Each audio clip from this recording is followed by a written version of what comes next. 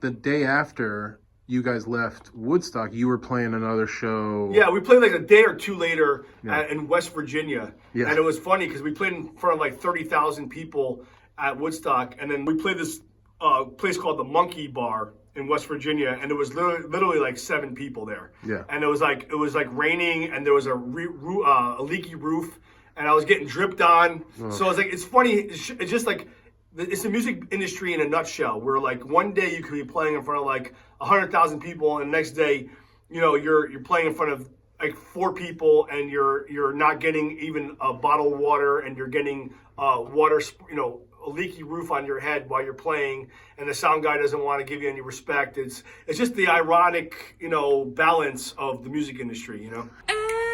Everybody! All right, welcome back to my channel. I'm sorry, I had to do a musical-ish intro, and I don't have a guitar on me, so that's what we're doing today. As I've talked about a little bit on this channel, growing up, before I started to go see like jam band shows and more standard rock and roll kind of pop shows, I went to hardcore and punk shows mostly with friends of mine. I would just kind of tag along. I was kind of a poser, if we're gonna be real. But anyway, the Connecticut hardcore, punk, and metalcore scenes are it's a really big deal in New Haven, the town I come from. And one of the local icons is a guy named Opus Lawrence, and this guy I grew up with and I've known for a long time. He's a close friend of mine's older brother, and we used to go to their shows and hang out, and he's still a successful touring musician. He's doing great stuff, and I just thought it'd be interesting to hear the perspective of him.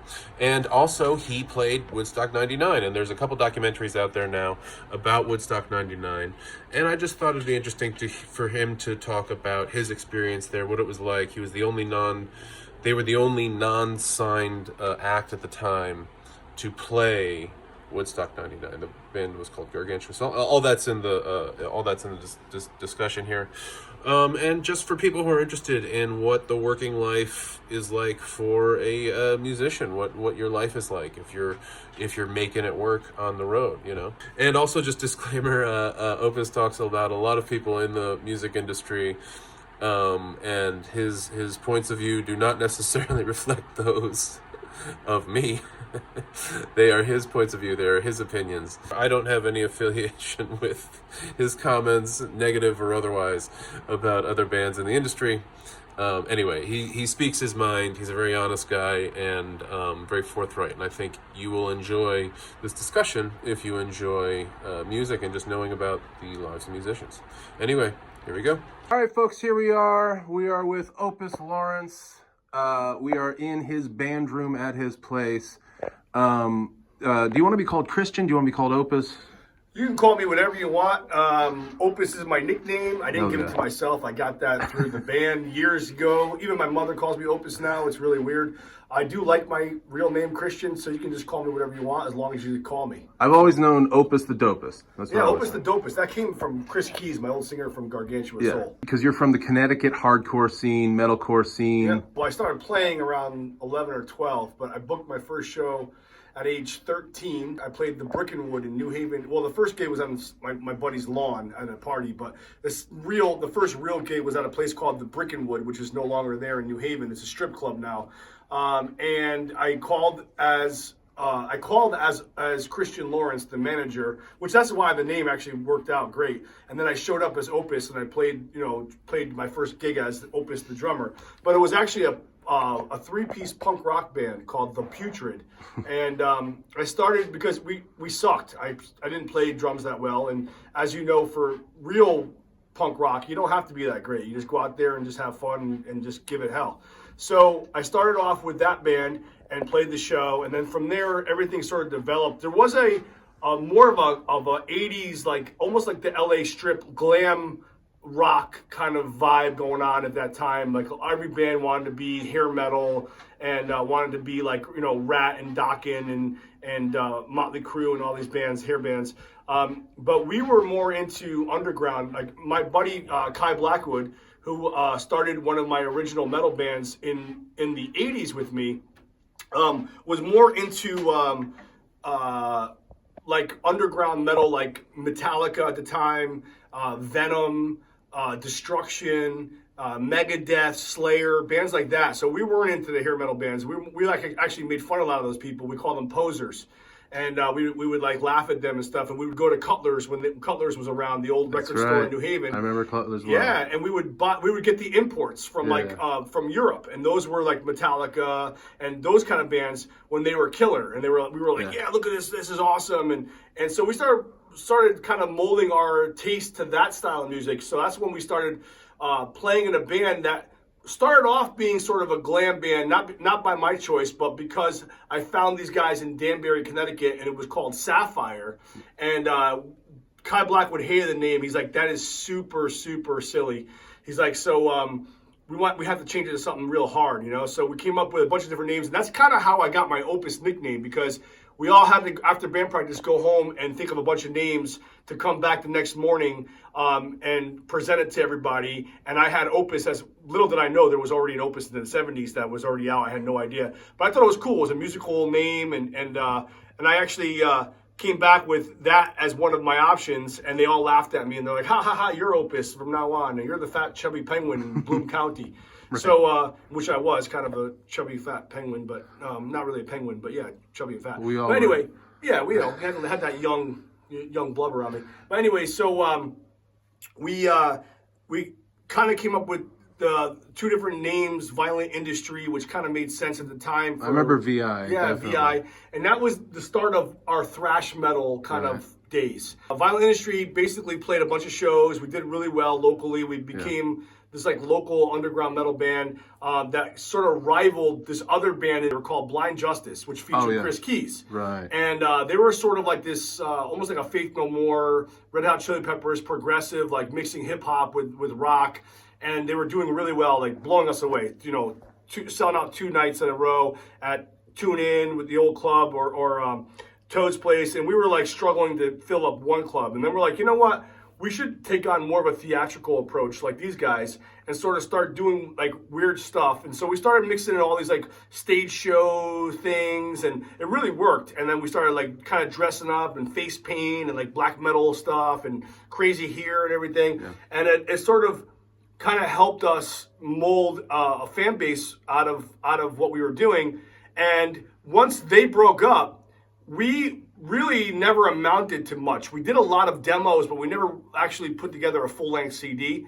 And after like 8 years, I'm like, guys, come on, what are we doing here? It's either shit or get off the pot, for lack of better words. So I started doing a lot of stuff. I started going out and started like really getting hungry and calling places and emailing. Actually, there's not really, it was email, just the start of email then, but I was like sending out letters. I was doing all kinds of crazy stuff, knocking on doors, going to New York, hitting up record labels before, you know, now you can't even get into places. Hustling. But, yeah, back that was hustling. Yeah. And they sort of took it as a threat. Like, why is this guy kind of going out and being the mouth of the band? Why is he being the Lars Ulrich of the band and like doing all this stuff? And he wants to be the face or the showboat? What's going on here? And they started indirectly getting jealous. And it wasn't intentional. And now that I know years later that it wasn't, I've talked to these guys before, you know, afterwards and stuff.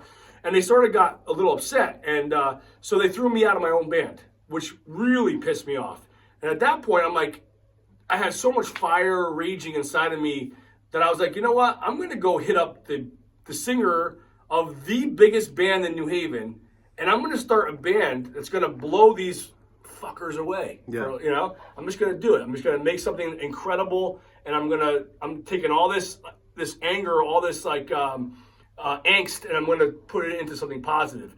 And I did. And I knocked on Chris Keys' door, the singer of Blind Justice, and I was like, he didn't know who I was. He thought I was crazy. I'm like, yo, bro. I'm like, I play drums in this other band. You probably heard of me. I'm not sure, but I want to start a band with you. I want to kind of put together the peanut butter and chocolate and make this super group, you know? And he thought, it was like kind of weirded out at first. And then a couple of days later, I called him again, and I was like very persistent. And he's just like, let's get together and go to the gym and let's talk about it. You know, no promises. And we did. And then we just started getting along. Like we were really started like meshing with things and different ideas. And we even came up with like team colors, the orange and the blue. And he painted himself totally orange, right? Yeah, yeah. And he wanted to call it the band Soul Man. And I was like, that's not heavy at all. That's like funk or something. I'm like, I want something big. I want something, you know, I want to really something that's gonna like take over. And then I heard a commercial on the radio, and they used the word gargantuan. And I'm like, that's a word, that's a cool word, you know? So I was like, how about we mix it together? I'm like, you want Soul Man, I want Gargantua. Let's do Gargantua Soul. And that just happened to take off. Like everyone started calling us G Soul. It was like an abbreviation for the band. And just everything fell into place really easily. And it just started taking off. And we were actually started kicking some serious butt locally. And then next thing you know, we're doing things that seemed impossible for an unsigned band from New Haven, Connecticut. I mean, we were getting flown all over the country, playing shows, opening for like big bands like Papa Roach, doing industry showcases, winning the #1 hard rock SOBI competition across the world with like 30,000 entries. We won the first annual John Lennon songwriting contest. And that actually funded our first CD, which ended up getting us onto farmclub.com, which was a TV show run by Universal that came on right after the WWF wrestling show. Right. It was so with Wu-Tang Clan on the same show as us. I mean, it was nuts for a while. Then we landed management who was the Rage Against the Machine's tour manager, and a friend of our bass player knew the person and sent the demo with Drive on it, our song Drive. Yeah, that was I remember Drive. Really yeah, and the guy loved it. The forces of people that cannot thrive. Legion of Doom goes down for the dive. Drive. He hit us up like the next day. He called us. He's like, "Dude, we got to work together. We're on the West Coast. I work with some of the biggest cats in the industry." And he's like, we'll try to get you a deal, but either way, we'll get you on some shows. And we ended up doing the New Haven Coliseum, which is torn down. Which is gone now, yeah. Yeah, opening for Rage Against the Machine, which is like a lifetime, yeah. One of my lifetime. I mean, I would go to those shows and see Ozzy and see all these bands, and I'm like, one day I want to play here. And it seemed so huge at the time. From the stage perspective, it was like tiny. I'm like looking, I'm like, this is not that big at all. I'm like really weirded out by it. And then he got us on freaking Woodstock 99, which is like unbelievable. We were the only unsigned band to play Woodstock 99, and that was because Rage Against the Machine was playing, and the management had an opportunity to get us on the emerging artist stage, which was underneath the hangar at Woodstock. And so that happened, and then we ended up doing a showcase in California, and I ended up using all their gear. It was an incredible time. I mean, it was magical, to say the least. It was pretty magical, which garnished the fan base that I have now. It's besides the fact that I also give a lot of credit to WCCC, which is no longer around, 106.9 FM in Hartford. Yeah. They would locally Howard Stern got to start there too. Yep. They would play our song on rotation constantly, like a regular band, not like a local band. Yeah. Just like every couple hours, you would hear our song Drive or another song Rat Pack that they put into rotation, and so it's sort of grandfathered my career. I give them a lot of credit because they sort of took us under the wing when they saw all this stuff happening. They're like, we could help break this band.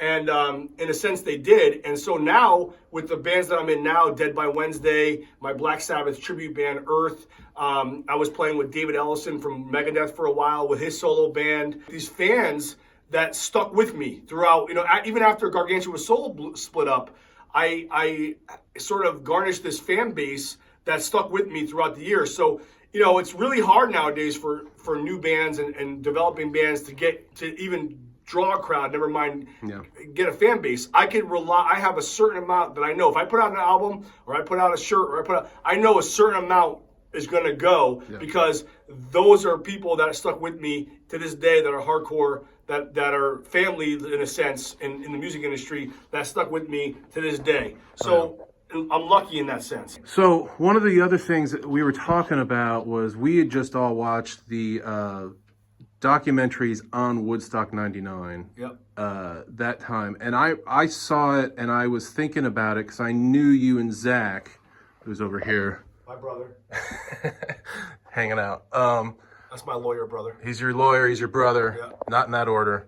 But you guys went. You were the only, like as you said, you were the only unsigned act. You played on the emerging artist stage. Zach was saying on Wikipedia that they called it the electronica stage, but it wasn't. It was it was its own stage. Well, because at night they had rave music going. Right. After the bands, they had like rave stuff going on. So that's why they called it the electronica stage, but it really wasn't. when I was watching this documentary, it seemed pretty clear to me, and I'm not an expert at all on like festivals or anything, which is one of the reasons I want to talk to you, is that it just seemed to me blatantly clear that the problem with Woodstock 99, it was just incredibly like poorly run. Yeah. They kind of almost in these documentaries a little bit like want to blame the fans. They kind of tried to blame Limp Bizkit. They try to blame Red Hot Chili Peppers, and I just wanted to know, like, from your perspective, like, did you see stuff going wrong?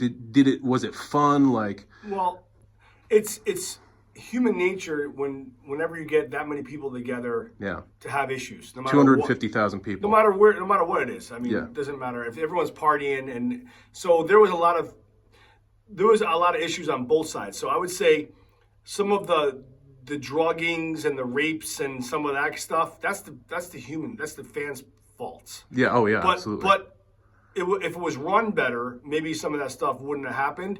And the problem is they weren't prepared for like the water situation. That was absolutely disgusting. I mean, because the problem that I have, and we left early because we saw what was going down. We're like, let's get the hell out of here because we didn't even need to be there. Right. But because we were artists, I didn't see a lot of the stuff that I heard about later because we had backstage rights, we had water, we had a golf cart to drive around in and away from the sun. We had catering, so we were like on a different level in a sense. So it didn't seem as bad as it was until I heard about it later. But towards the end, we did see how a lot of people were struggling, and we actually brought a bunch of our water onto the golf carts, and we were driving. I don't know if Zach remembers, but we were driving around giving out water to people. Like, felt sorry for people. Like, man, here's some water, man. We were even throwing it out from the stage. Yeah, we were throwing some water out to the people from the stage because we were like, wow, this is crazy.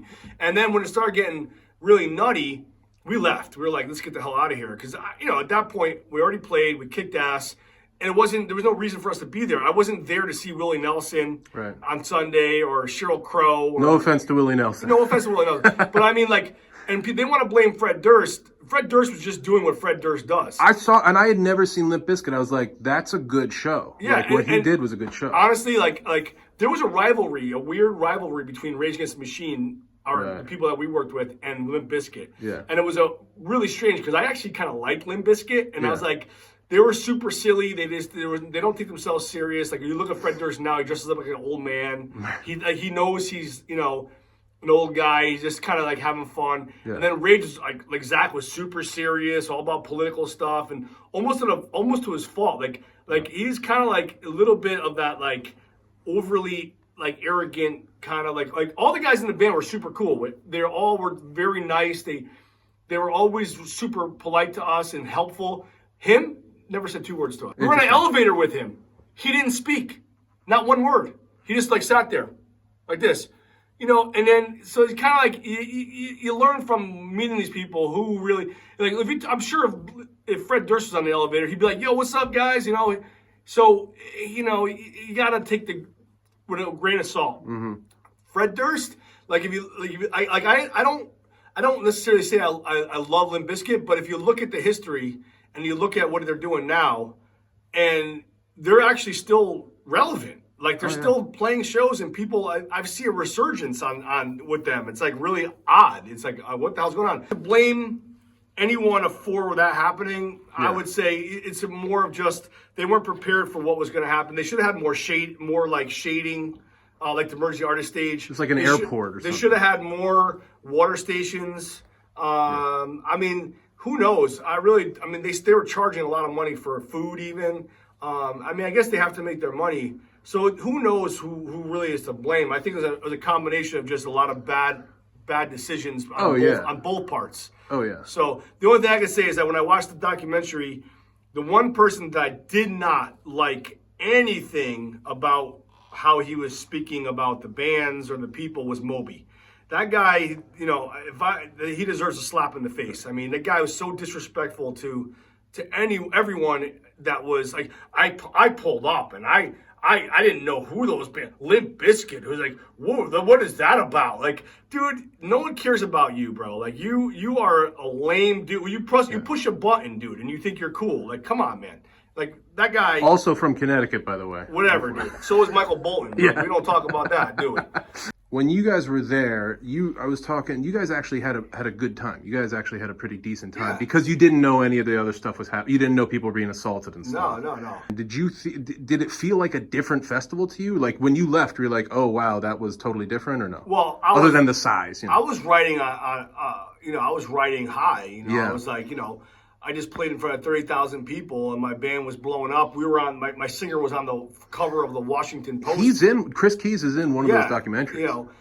So it was like definitely a different experience for me. When I heard about it later, I was like, wow, Chris stayed, and he's like, dude, this fire started the next day. He's like, it was crazy. People were like going ballistic. The day after you guys left Woodstock, you were playing another show. Yeah, we played like a day or two later in West Virginia. Yeah. And it was funny because we played in front of like 30,000 people at Woodstock. And then we played this place called the Monkey Bar in West Virginia. And it was literally like 7 people there. Yeah. And it was like raining, and there was a leaky roof. And I was getting dripped on. Oh. So it's like, it's funny. It's just like, it's the music industry in a nutshell, where like one day you could be playing in front of like 100,000 people, and the next day, you're playing in front of like 4 people, and you're not getting even a bottle of water, and you're getting water, a leaky roof on your head while you're playing, and the sound guy doesn't want to give you any respect. It's just the ironic, balance of the music industry, Now, had you ever played a show like that size at all? Like Woodstock? Up to that point, no. Like even for 30? No, that's still probably the biggest show I've ever played. Besides, I played a couple, I played one with like 7,000-8,000. Yeah. That was the Rock Luau with like Kitty, Cold, Drowning Pool, and all these like new metal bands at the time. Right. And then a couple other ones that are pretty big, like, I played one in Colorado that was like 6,000 with ICP. Oh, nice. That tour was humongous. That was one of the first Dead by Wednesday tours we did, which was like a Juggalo tour. Yeah. And actually, people hate on those guys, and I can understand why, but it was one of the biggest tours we ever did. And we sold, ICP? Yeah, dude. And we sold the most merchandise that we ever did. And a lot of our fans to this day, a lot of people they pay for like, to gain fans on Facebook and Instagram. That get, they do that fake promo where they got bots, and we have 15,000. Not that much, but 15,000 out of those 15,000, I probably shook the hands of like 14,262. Yeah. And most of those people, like I would say at least half, came from the early days where those juggalos, they stuck with us. Yeah. Like they like metal as well as their weird like underground white boy hip hop stuff. But they also like metal. And once they like you for life. They dedicate themselves, and that's it. And so a lot of those fans stuck with us, thousands of them. I think a lot of people associate Connecticut with metalcore and hardcore is because Hatebreed. I mean, they broke out of Connecticut, and they were like one of the biggest hardcore bands and metalcore bands that you could think of. People don't realize how many bands that style are from either Mass or Connecticut. You got Killswitch Engage. You have All That Remains. You have Stained. Godsmack. Yeah. Because I was doing rap metal, rap rock with Gargantua Soul, and there was like Rage Against the Machine, Limp Bizkit, Revly, Stuck Mojo, Kid Rock. There's so Downset, E-Town Concrete. There's all these like that whole genre. Body Count is still relevant because Ice-T, but I mean, got knocked out because of bands like Hatebreed, Killswitch, those kind of bands. They just like, people went in that direction and were like, screw that. Now there's a resurgence again, ironically. Right. If you listen to Octane, Sirius, everything's rap metal. It's like, dude, come on, man. Like, really, dude? Yeah. Like, really? And so when I was sitting in Universal Records with the top label, Avery Littman, and we were talking about $1 million deal for Gargantua Soul, and he asked me, what do you think about that band from your area, Hatebreed? And I said, I love that band. Jamie Joss is a hustler, and Satisfaction is a Death of Desire, their album that's out right now, is one of my favorite new albums. When I said that to them, I probably should have said, not that great. We're the band that you want to sign, because they ended up getting the $1 million deal from Universal about a month later. I'm not saying that I got it for them, but I'm saying that I definitely gave them a check, like a green light, like that band's killer and they're gonna do great, and they did. Right. They're still doing good. Everything I'm talking about Yeah. and more is in a book that I just released called Break When I'm Dead. It's an autobiography about my whole career from when I started till now, in broad stories and different things that kind of describe the industry, the good and the bad, and more family stuff as well. But that's all out through Scout Media, an awesome publisher. People are trying to make it now for the first time.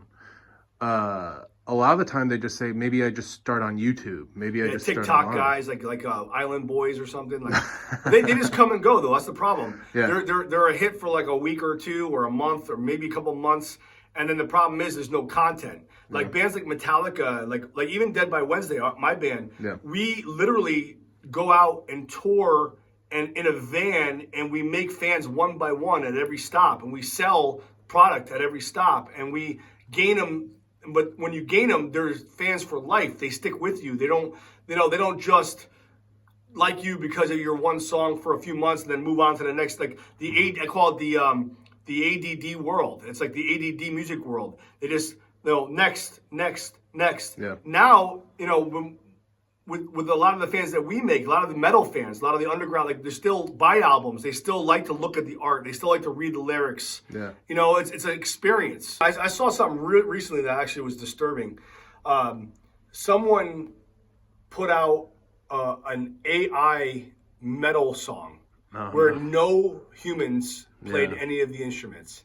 They dumped in a bunch of ideas into a computer and they said, write a metal song. How'd it sound? And it was ridiculous. It sounded like some like mathy, techie, like crazy, metal, and it was really good. I'm like, oh, are we gonna lose our careers here? Like, what's going on? Like, it was insane, Yeah. Like you have to like count on your fingers how many measures is happening, and it was just nuts, and it sounded incredible. I mean, so that's like, you could see the way that now, a lot of these people, you don't even need to have a band. You just go in and they have home studios. They just write all these songs and they just put it out. And if something hits, they go out maybe and support it. But like, even like something I'm doing now, I'm doing this project with this massive guitar player that actually used to be in Dead by Wednesday. He wrote one of our best albums, Darkest of Angels, which is a guest vocalist album that came out years ago on the guy from Megadeth's label, EMP.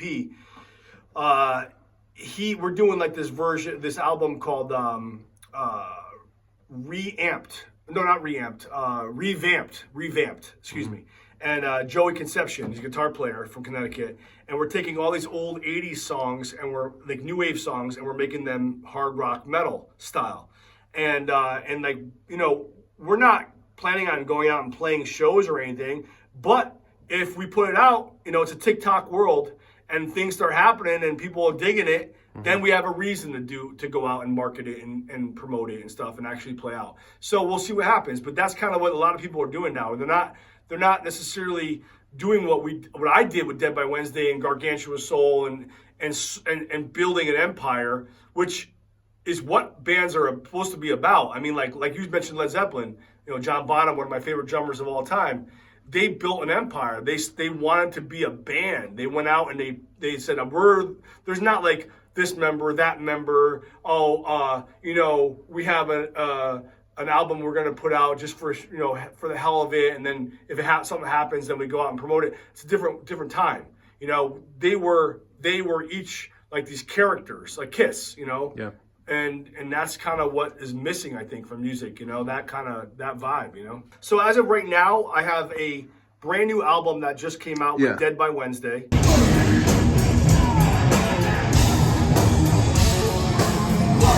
It's called Capital Conspiracy. It's doing really, really well. Oh, yeah. You can get it on all the downloadable and streamable platforms. And then the new book, Break When I'm Dead, also available everywhere. Is Dead by Wednesday planning on doing stuff on YouTube ever? Because I know a lot of these people are going to be YouTube people. Well, we have a couple of videos that just came out in promotion of the new album. Yeah. But we do have two that we're sort of working on now. One of them is really cool. It's a Lego stop motion video, which is really, I've only seen one other band do that, and it wasn't even an official band. It was someone doing it for Iron Maiden, and they don't even look like Iron Maiden. This video is going to look like every member of Dead by Wednesday, and it's going to be a very unique sort of fresh take. It's not really a video of us. It's just Lego's versions of us playing our song, which is going to be really cool. So we actually got the idea from Orion, my son. I know, he's a Lego freak. He's made a bunch of Lego, like he got the Legos yesterday. He's built like all of those sets up. It was his idea, and he has a great YouTube page. If you want to check him out, it's at Spider, I think it's _ Orion or dash Orion. And then our YouTube page is just DBW TV. So DBW, the abbreviations for Dead by Wednesday TV. So that's ours. And then we also have Facebook and Instagram and Twitter and all that other, happy horse shit. Chris and I have always been in contact. We still are. Yeah. In fact, I started an indie label called Mindsnap Music, which is doing really well.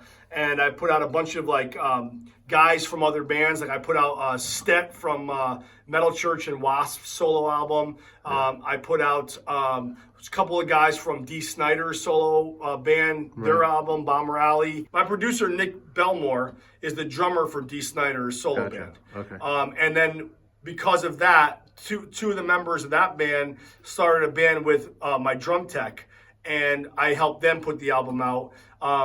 The guy from Wasp and Metal Church, the drummer, Stet Howland, is a good friend of mine, and he has a solo band called Howland Hyatt, which is like a solo thing, and he needed an outlet. So I utilized my distro, which is awesome, through Von Artist. Larry, he's amazing. He's an old school G Soul fan who got into a great position, and he's like, "Listen, let's reissue all your old stuff. Take the rights back from all these labels, because I didn't make any money from this stuff, because all these labels own the rights to my music. Now I own the rights of my own stuff, and now I'm seeing the fruits of my labor, and I'm like, wow, all these years I didn't make any of this money, and I'm seeing what these people were making on me, and it wasn't even the hot time. Now it's years later, and I'm still seeing stuff come in. I'm like, wow, this is really crazy. I can just do it myself. So I started putting out other bands. In the new year, Chris Keys' new project, which is really awesome, I'm going to be doing their it's called ESP, Engineered Society Project. I think that's what it stands for. But their new stuff, it's very like Painkiller, Judas Priest era metal, like, which is old school. You wouldn't think of Chris Keys doing that. Like he's very like a rap rock guy, but it's great and he sounds great. And we're gonna probably put that out in 2023. And so we're still working together, and we're even talking about redoing, because the production on all our old G Soul stuff is horrible. I mean, back in the day, we didn't have like the technology that we have now to really make the song sound like. That was our biggest problem. That's why I think we never really got our shot, was not because our live show was, amazing. Oh, I remember it, man. Like some people came and touched some of the stuff that we did live. But our production quality was never up to par with our live show. Yeah. So we could never capture that live vibe on disc or on whatever, tape at that time. So it was really hard. Now you can get that kind of energy, that vibe. So we're already talking, but just with me and him together, about redoing like Drive, and maybe a couple songs, the big ones, just to do it and just get it out and kind of put it out into this era. Well, Opus the Dopest, man, thank you so much for spending time with us today. You're welcome. You are very, very cool. I know people are going to be super excited to see all the projects coming up. We'll have all your information up here on the side so people can get in contact with you or come and see you where you're playing, check out your stuff. Yep. And until next time, man, keep playing. Good luck with your YouTube page. It's going good, so.